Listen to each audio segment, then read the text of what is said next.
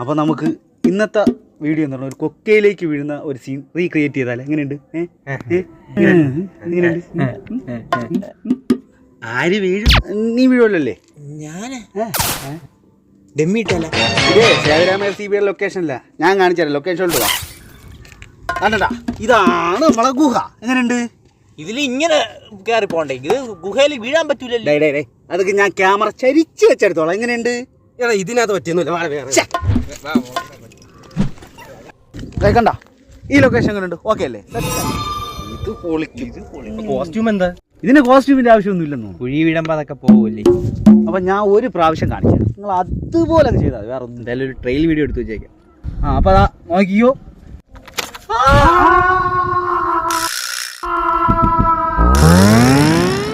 കിട്ടിയല്ലേ? കിട്ടി. കൊന്നിട്ട് പോടാ.